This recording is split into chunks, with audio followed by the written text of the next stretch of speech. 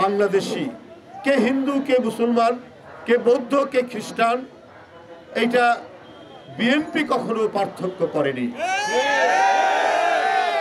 শেখ হাসিনা পার্থক্য করতেন, কথায় কথায় গোলমাল হলে যে সাম্প্রদায়িক শক্তি এটা করছে। তো আপনি যখন এতদিন যে ক্ষমতা, তো আজকে পাবনা, উখিয়া, কক্সবাজার, বগুড়ায় কেন এত মন্দির ভাঙা হয়েছে? কেন হলো? আপনি তো নিজে দেখাতে চাইতেন যে আপনি খুব অসাম্প্রদায়িক, ভালোবাসেন, কিন্তু সবচাইতে বেশি নিরাপত্তাহীনতার মধ্যে ছিল শেখ হাসিনার আমল। বন্ধুরা, শেখ হাসিনা পালিয়েছে, কিন্তু অনেক টাকা তো আগে পাচার করেছে, অনেক সম্পদ তারা পাচার করেছে। এখন ওই টাকাগুলো তারা ব্যবহার করবে আমাদের সমাজের মধ্যে বিভক্তি তৈরি করার জন্য, এবং প্রথম থেকেই তারা চেষ্টা করছে। এইটাই দেশের মানুষ হতে দেবে না। তাদের রক্ত শপথ, আজকে যে মাসুম বাচ্চা ছেলেরা কি অকাতরে নিজেদের জীবন দিয়েছে, সেই জীবন দিয়ে তারা গণতন্ত্রের যে প্রত্যাশা সেটা পূরণের চেষ্টা করেছে। হাজার হাজার, লাখ লাখ সারা দেশে এই শিশু বাচ্চারা, এই আলোক পিয়াসী কিশোররা, এরা যে অভূতপূর্ব অভ্যুত্থান তৈরি করেছে, এই সোনালী, রূপালী, গোলাপি অভ্যুত্থান, এটা একটি স্বপ্ন পূরণের অভ্যুত্থান। এই বিপ্লব, তাদের এই রক্তদান বৃথা যাবে না। এই রক্তদান তো হচ্ছে এদেশের সমাজকে একটি গণতান্ত্রিক সমাজে পরিণত করার। সেই সমাজ হিন্দু, মুসলমান, বৌদ্ধ, খ্রিস্টানের সমাজ, তাদের ঐক্যের সমাজ। যে প্রেতাত্মা, স্বৈরাচার, ফ্যাসিবাদের প্রেতাত্মা বিদায় নেয়নি। অন্তর্বর্তীকালীন সরকার গঠিত হলো, সকল গণতন্ত্রকামী রাজনৈতিক দল তাকে সমর্থন দিয়েছে। হঠাৎ কি হলো? কার প্রেতাত্মা এই সরকারের, এই অন্তর্বর্তী সরকারের মধ্যে ঢুকে তিনি বিভাজনের তৈরি করছেন। তিনি বলছেন, বিএনপিকে ইঙ্গিত করে স্বরাষ্ট্র উপদেষ্টা ব্রিগেডিয়ার জেনারেল সাখাওয়াত হোসেন, এই ব্যক্তির ওই যে কি বলছে দেখুন, এটা সত্য ঘটনা, এটি সত্য ঘটনা। এটি চট্টগ্রামে উনি দায়িত্বে থাকা অবস্থায় সেনাবাহিনীকে যে গম দেওয়া হতো, সেই গম তিনি বাজারে বিক্রি করে আত্মসাৎ করেন। এর উপর যে মামলা হয়, সেই মামলায় উনি দোষী সাব্যস্ত হন। ডিপার্টমেন্টাল মামলা। দেশনেত্রী বেগম খালেদা জিয়া তখন প্রধানমন্ত্রী। তিনি ভাবলেন যে এই সেনাবাহিনীকে তিনি অত্যন্ত, এই সেনাবাহিনীর প্রতি তার শ্রদ্ধা, ভালোবাসেন। শুধু স্বাধীনতা, সার্বভৌমত্বের প্রতীক, আবার স্বাধীনতা যুদ্ধে তার স্বামী মেজর জেনারেল জিয়াউর রহমান নেতৃত্ব দিয়েছেন, স্বাধীনতার ঘোষণা দিয়েছেন।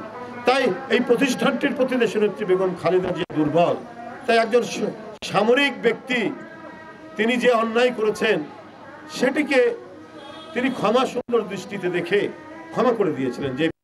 যে ফ্যাসিস্ট দীর্ঘ 16 বছর বাংলাদেশের প্রান্তর থেকে প্রান্তর, রাস্তাঘাট, শ্রমিক, কৃষক, জনতা, সর্বশেষ স্কুল, কলেজ, বিশ্ববিদ্যালয়ের ছাত্রদের রক্ত শুধু পান করেছেন, রক্ত ঝরিয়েছেন, তাদেরকে বলছেন যে আপনারা এখন সংগঠন করেন, আর করে বলছেন যে কিছু করলে, বাড়াবাড়ি করলে ঠ্যাং ভেঙে দেওয়া হবে। আপনি কিসের উপদেষ্টা? আপনি ফ্যাসিস্ট, আপনি ফ্যাসিবাদের উপাসনা করেন। জনগণ তো বলছে আপনি ভিতরে ভিতরে প্রকাশ্য না হলেও আপনি ফ্যাসিবাদের উপদেষ্টা ছিলেন, আওয়ামী ফ্যাসিবাদের। আপনার সেই দুর্বলতা এখন প্রকাশ হয়ে পড়ছে। বিপ্লব হয়ে গেল, সেইখানে যারা সমর্থন দিয়েছে, সক্রিয় সমর্থন দিয়েছেন, তাদেরকে আপনার পা ভেঙে দেবেন, আর ফ্যাসিস্ট আওয়ামী লীগের লোকজনদেরকে বলছেন সংগঠন করে। সের উপর ডিঙিয়ে আপনি উপদেষ্টা হলেন, আর তাদের এই আন্দোলন সংগ্রামের যে নেতৃত্ব, যেটি বিএনপি 16 বছর ধরে করে আসছে। আপনি সেই আন্দোলনের পক্ষের মানুষদের পা ভেঙে দিতে চান। বন্ধুরা আমার,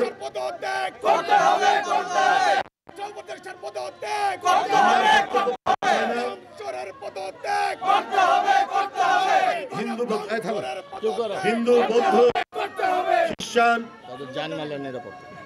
তাদের জান মালের নিরাপত্তা, আপনাদের প্রতিবেশী মুসলিম সম্প্রদায় এবং গণতন্ত্রকামী সকল রাজনৈতিক দল আপনার থাই পাহাড়ের চাইতেও শক্ত প্রাচীর দিয়ে আপনাদের পাশে থাকবে।